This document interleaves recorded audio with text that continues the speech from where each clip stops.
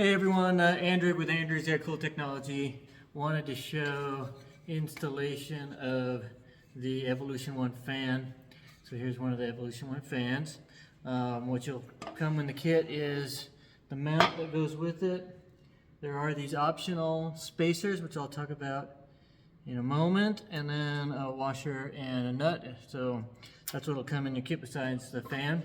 And so all we do on this installation is we take the mount and we line it up, because you got two flat sides. I don't know if you can see that very well in there, but you got two flat sides. You can see it better in the fan. Two flat sides and two curved sides, just kind of like the OEM fan had, but this is a cup that sits over it, and it's actually an interference fit, so it's tight. So we're going to line that up so that we got the flat sides and the round sides all lined up. And then we're going to push it together. And that's usually all it should take, to push it together. Don't be afraid to, if for some reason it's not going, as long as you got it lined up right, don't be afraid to, tap it a little bit with a hammer.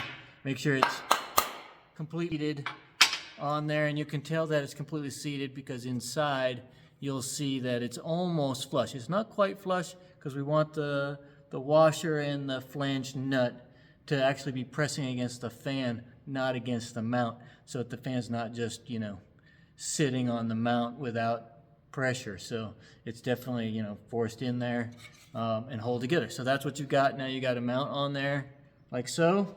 And this is a generator. So obviously we're going to put our backing plates on. Give me a moment for that.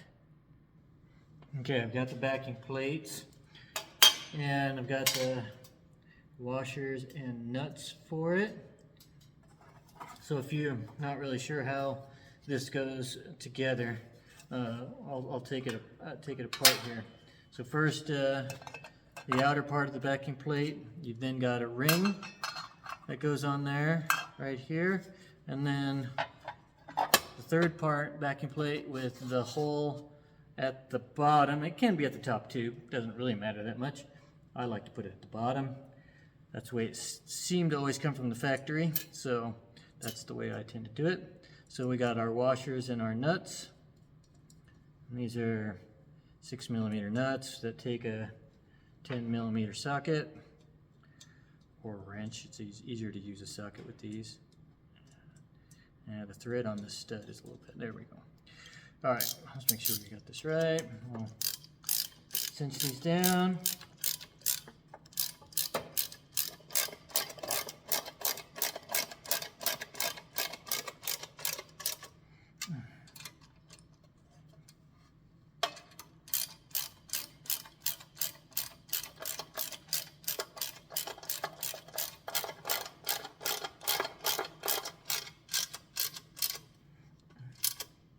Okay, now this is a brand new generator from Mexico. It's Bosch, but it's a Mexico, they make them in Mexico in terms of brand new ones. So one of the things to keep in mind here is, this has a particular spacing. There's a little spacer here that's loose that could be removed. We don't want the back of the fan to rub the backing plate. That's where these optional shims come into place. But we're going to try it first with just the, we're going to line up the woodruff key, and we're going to try to slide it in place without losing the woodruff key. There we go. And once we've done that, we can kind of spin and see where we are. So right now, no rubbing, right?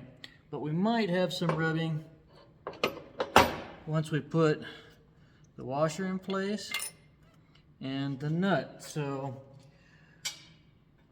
most of the time those spacers are not needed, but there are occasions where they are. And so we're going to put the nut on here. 18mm socket for your nut. And of course we're just going to get it kind of snug by hand.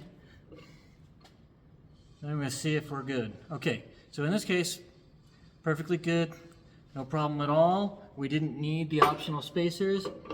If we had tightened that down and we had some rubbing, then we would have put a spacer, 2 spacers, 3 spacers. The kits come with 5, although that's probably overkill for the most part. If you need any, it might be 1, 2, or 3, but it does come with 5 just as a just in case, okay? So once you have that, then we can set it just like we do a normal fan into the fan shroud. No problem at all. And if you have you know, stock screws, they are, you know, slotted screws. You know, these are the, you know, Allen head socket type screws. 6mm screws. So just line that up. Get it threaded in place.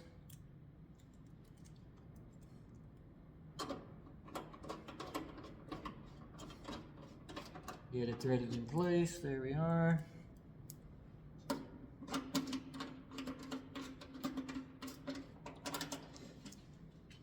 Okay. Oops. Front came off. That goes right here. Good. Get the other one threaded in place. Make sure they're tight. Now you got an Evolution fan and a fan shroud, and this is a OEM doghouse fan shroud, and it should just turn without hitting anything, and you're good to go. That's it with a generator, so it just should work just beautifully fine with a generator, just like it does with an alternator. And so there you have it. That's the installation process, pretty straightforward. Now, if you needed some of these optional spacers, one thing I wanted to point out.